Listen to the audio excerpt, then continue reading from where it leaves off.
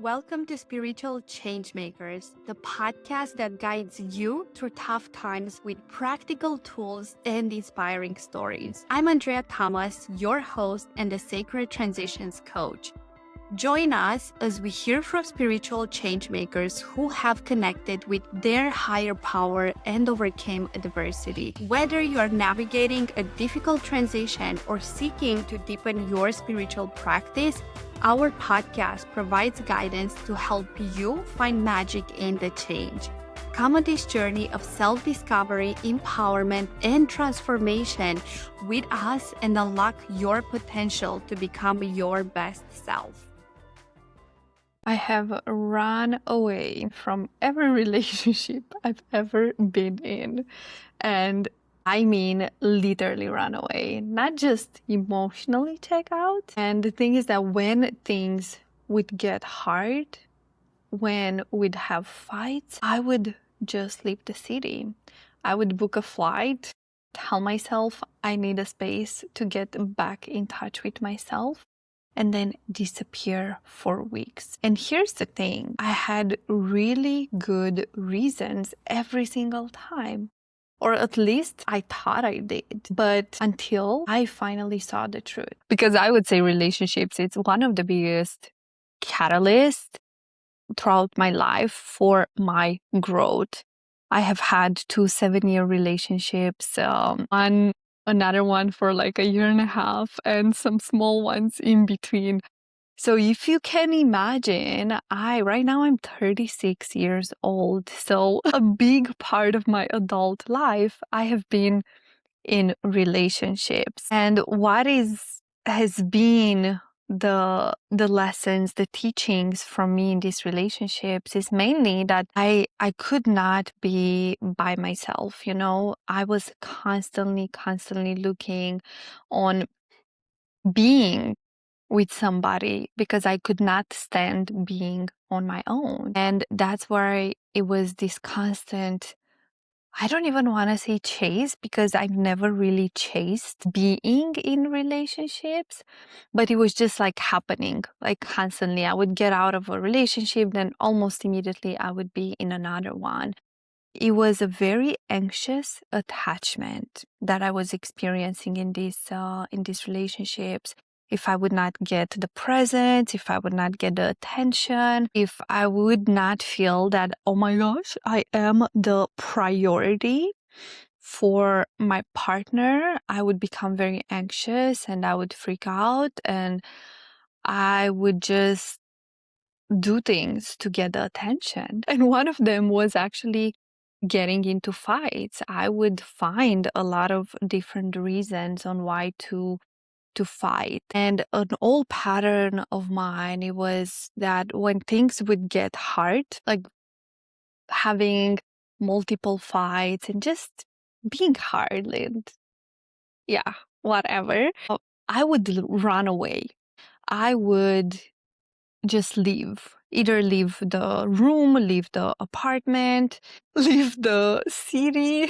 I would just go and travel in another city. I would just literally run away. And the reason for that was because I could not hold the pressure. I could not hold the conflict. I could not hold to be in that space where it was feeling so hard.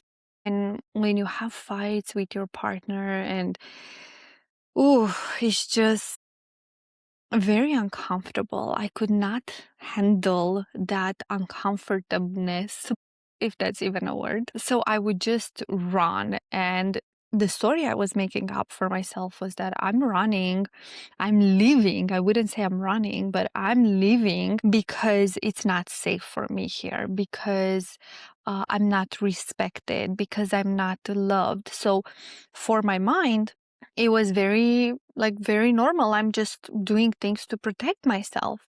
But the more I started looking at this pattern of mine, and I did this in every relationship I've had, literally. And the more I looked deeper, I'm like, wait a second. This is something that it's keep repeating over and over and over and over and over again. It doesn't matter who my partner is, this is what I'm constantly doing. So maybe it has nothing to do with my partner and it has everything to do with me. Yes. Can you imagine when you have such a breakthrough?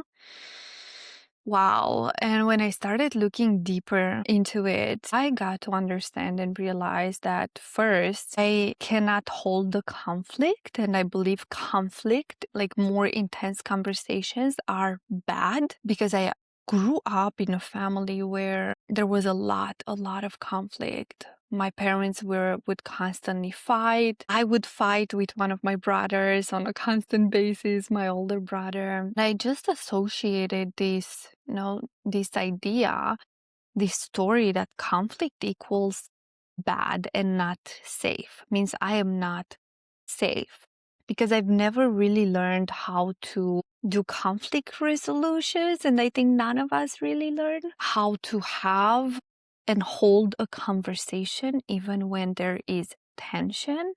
So because I couldn't handle it and my body was constantly and immediately going into this fight or flight, I would freeze, no? So I would leave. And then I started looking also in my last relationship that I had for a year and a half, how I did that so many times. Oh my God.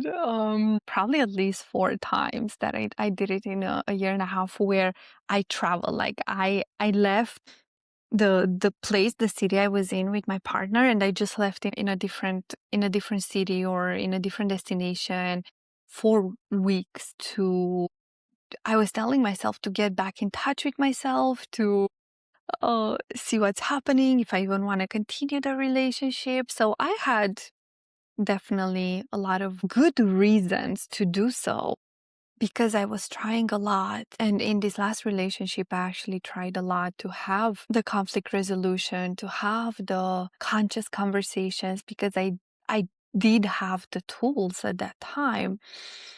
And it worked several times, but then a lot of times it wouldn't. So where do I want to get with this? It's really to start looking at your patterns, either in your relationships, in your business, in your life, that are keeping you kind of in a loop, are keeping you in a loop where no matter if you change the strategy in your business, no matter if you change the partner, if you change the environment, you find yourself in the same situations, in similar situations. And that's where you want to look that, okay, it has nothing to do with all of these external things.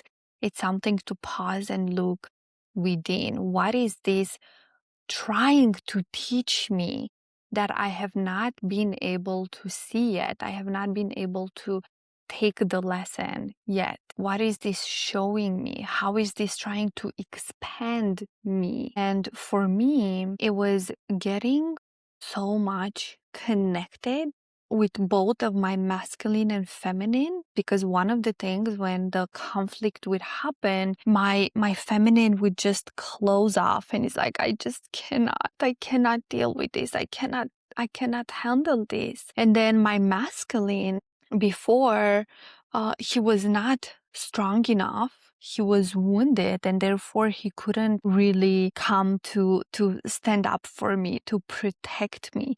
So therefore I would just leave. And right now that I am at a place where I feel very integrated within myself, both of my masculine and feminine, I am noticing how I am able to have conversations with people that are uncomfortable, but in a way where I don't feel like running, I'm not insulting the other one, I'm not getting triggered. I'm just able to stand there and stand in my truth and share what is it that bothers me. And here is what actually staying looks like for me now. I remember a few months ago, I was having a conversation with someone very close to me.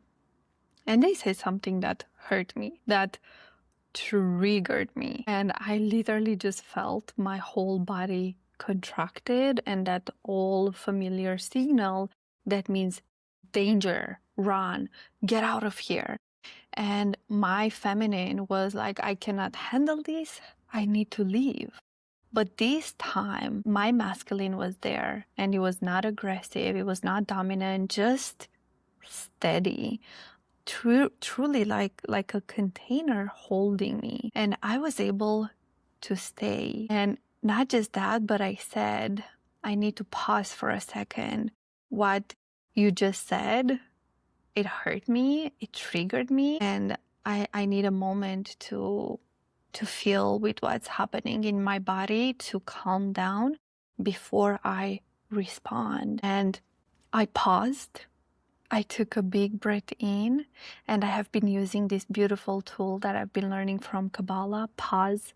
What a gift, because when there is a trigger, when there is a reaction, that means there is a wound that wants to come out to the surface, to be seen and to be released. So I knew in that moment, okay, pause, what a gift. And I was able in that moment to stay in the room, to stay in the conversation, not react, no?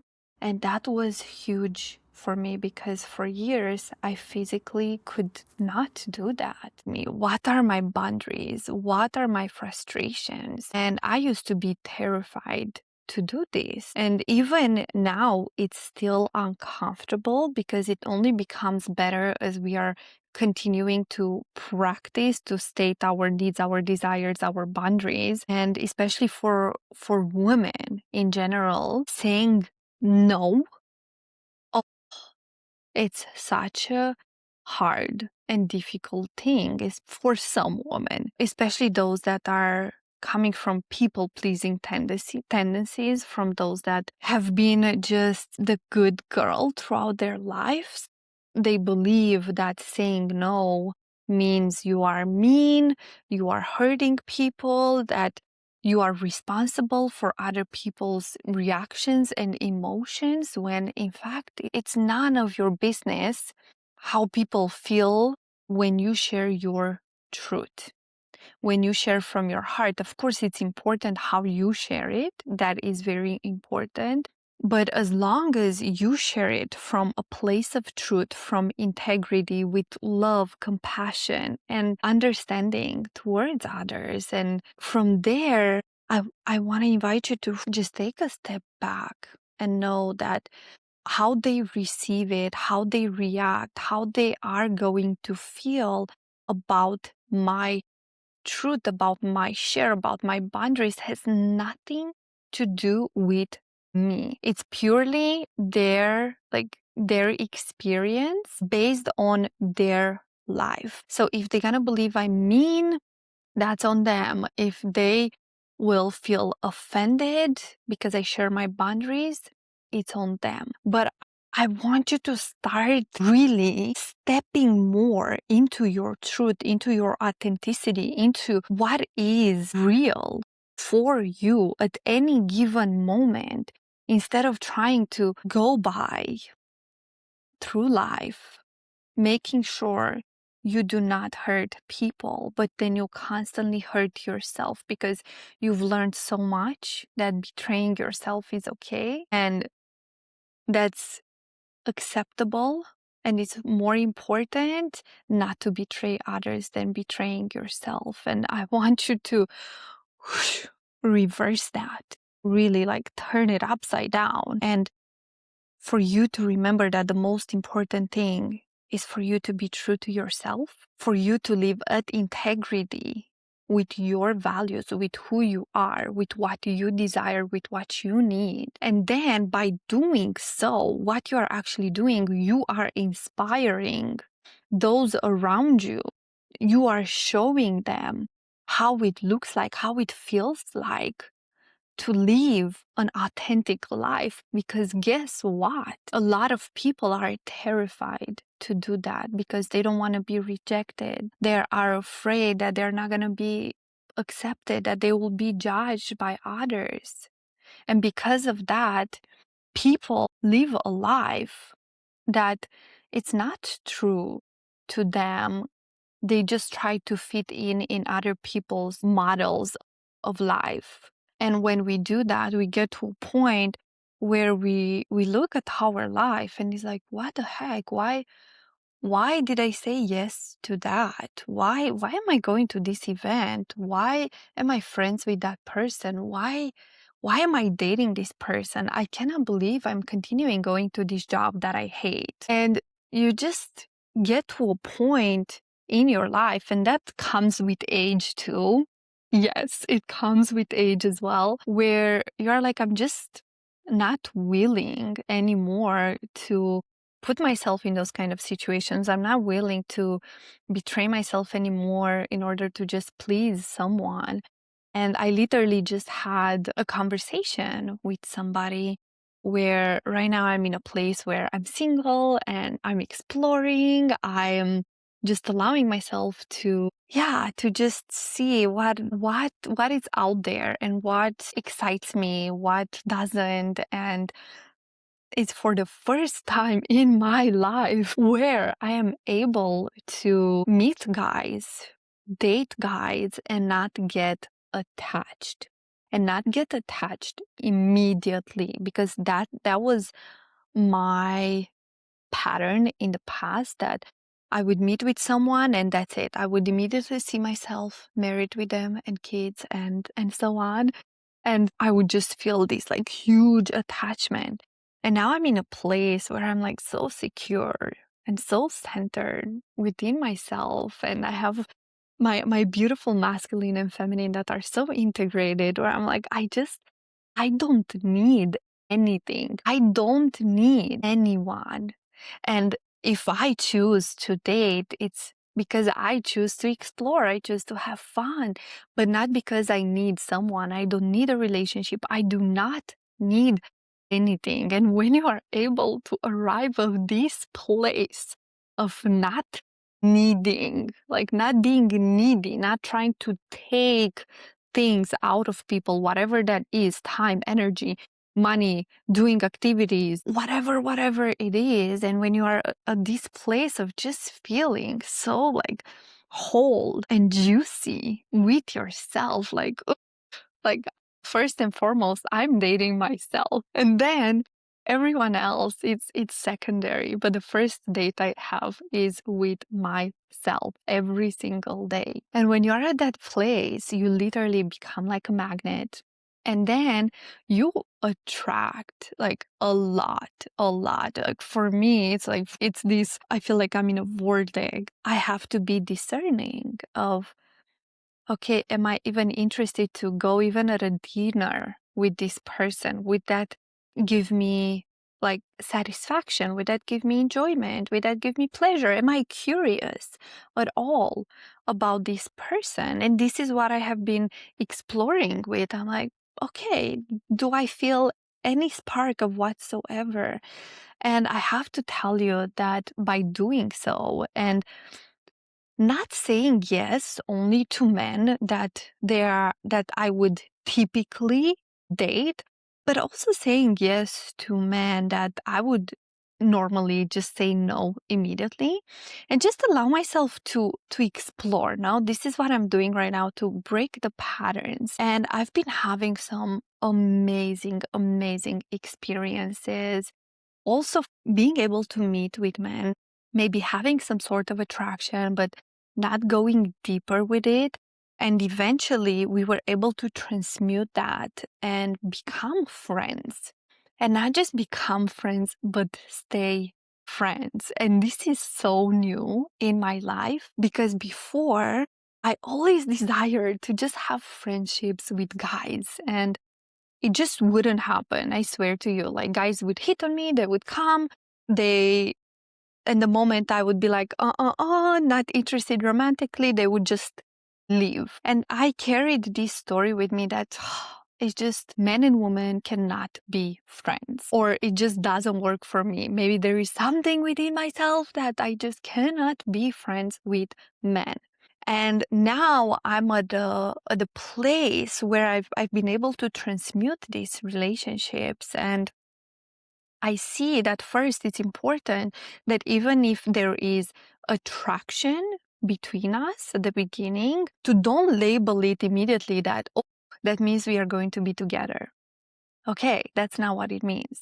To allow the energy to unfold and to move in whatever shape and form it wants to unfold. Because just because there is attraction between two people, it doesn't mean they are meant to be romantically together. It can literally just be the resonance, and it can be friendship, it can be business. It can transform in so many different ways. But because we are so used to it, when we have attraction towards somebody, to immediately just go and that's it, we are boyfriend and girlfriend. I feel once you do that and you're boyfriend and girlfriend, unless there is a lot of awareness and consciousness on both sides, afterwards it's very hard to go apart and remain friends and allow the energy to continue unfolding how it wants to unfold. And I'm so proud of myself, because actually I have been able to do that with my ex-boyfriend, where we had a very beautiful conscious uncoupling, and we've been able to remain friends. And I'm just gonna cry talking about it right now, because we had so many ups and downs, and there were a lot of downs. We triggered each other, so we gave each other a lot of gifts. But then we were able to come apart because we realized, okay, our energies really, they don't want to be together romantically. And that's the truth, no matter how much we try and no matter how much love we have for each other, because we have, even when we were together and we were having those fights, we were having so much love for each other. And we were able to go apart, and we just have this beautiful relationship right now.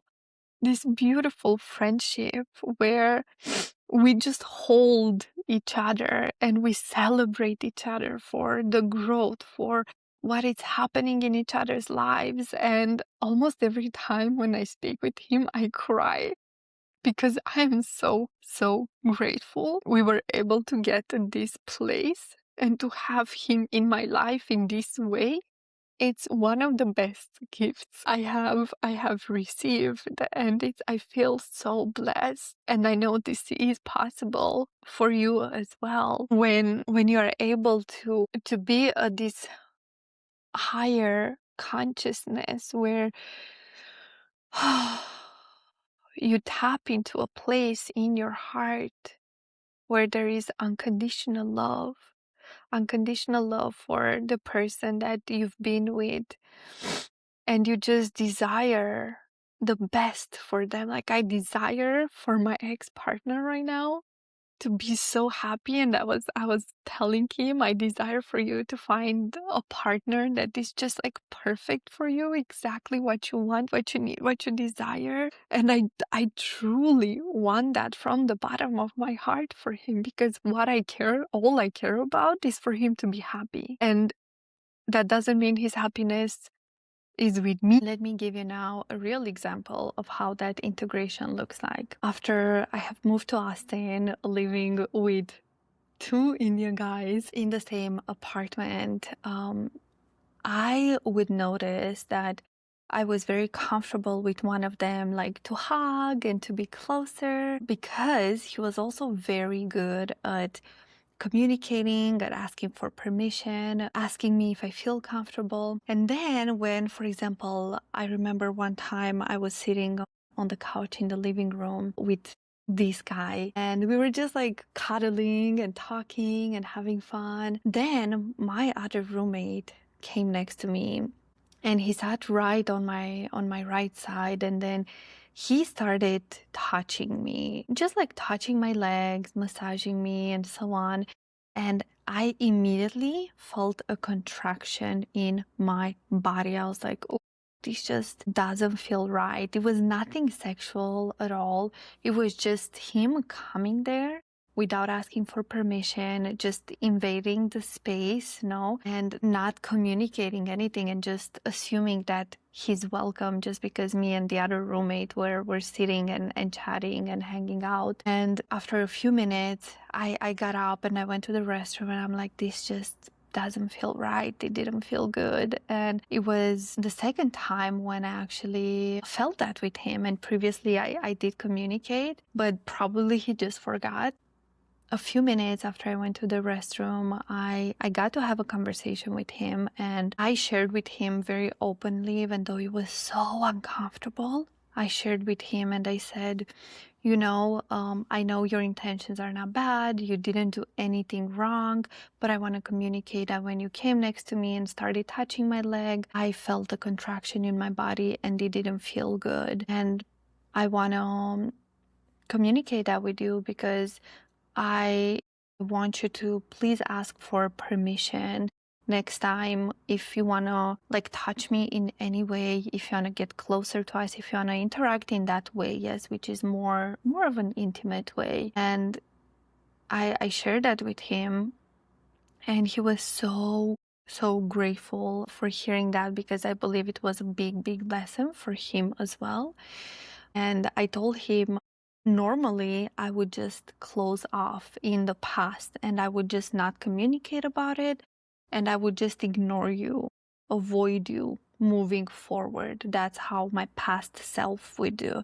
But because now I'm in a different place where I do have my masculine and feminine integrated and I can hold this type of conversation, I can share my boundaries. I'm communicating this to you as a gift because I do have a feeling this is happening with probably several women in your life. And he did communicate with me that he desires to have a relationship and he just hasn't been able to get into one, and he feels like he just goes into the trap of either just being friends with women or being ignored and avoided. And I said, I feel like this is a big thing of why that it's happening, and I'm offering this as a gift. And it was very well received, and my masculine was able to help me and communicate clearly for my feminine who didn't feel safe. I was recently having an interaction with a man, and we got to realize that there is a lot of chemistry, a lot of attraction, but we are not meant to actually be together romantically. And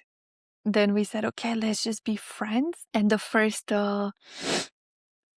attempt to just be friends didn't work. And then I said, okay, I feel that in order for us to have the clarity to respect each other and so on, I have to communicate some stronger boundaries. And that's what I did. I communicated some stronger boundaries of what are the outlines, of our interaction, at least right now. And it felt a little bit hard because I was thinking that I do not want to hurt him and I do not want to make him feel bad.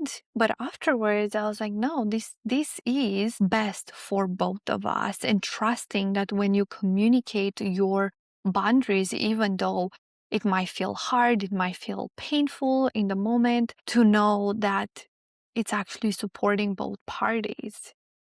Because what's happening when we don't communicate our boundaries and we go and do things above of what we desire, extra of what we truly want, then there's going to be a point where there's going to be an accumulation of frustrations, and that it is going to hurt your interaction, your relationship with that person. That's one of them.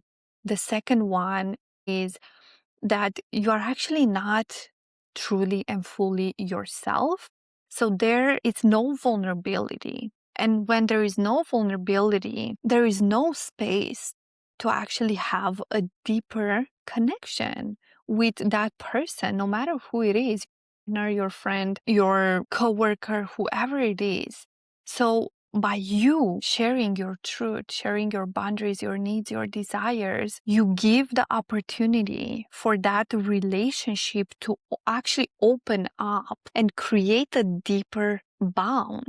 And if you don't do that, then it's just going to be a surface level relationship mainly. And then there is going to be frustration accumulated, and there's going to be a lot of rupture. And if you do not know how to come back after ruptures, then probably that relationship is going to stop existing.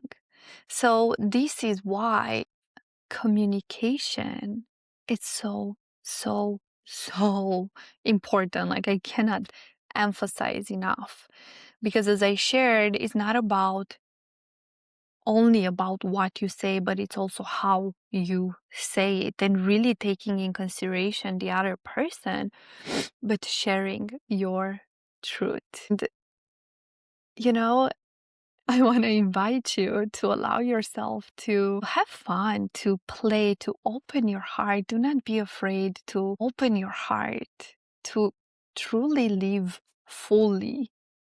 Because if you go out and date, or if you go out and do something, but you're like, let me see how I can protect myself, how I can take care of myself. Like, oh, no, I've had that incident in the past and I cannot go again through something similar. Then you are immediately shutting yourself off, not only from the potential threats and pain and hardship, but you are closing yourself off from joy, from this deep love, from like the most beautiful experiences, from magic to really unfold in your life.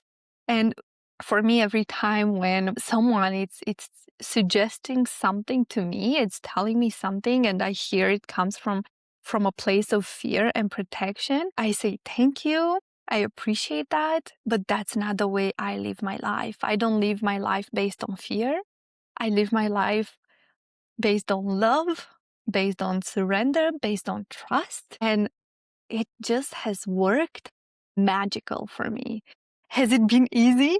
No, but I am not here to search for easy. I'm not here to live an easy life. I'm here to live a full life. So that's the question for you to ask yourself. What is the life that you are here to live? And do you give yourself the permission to do that?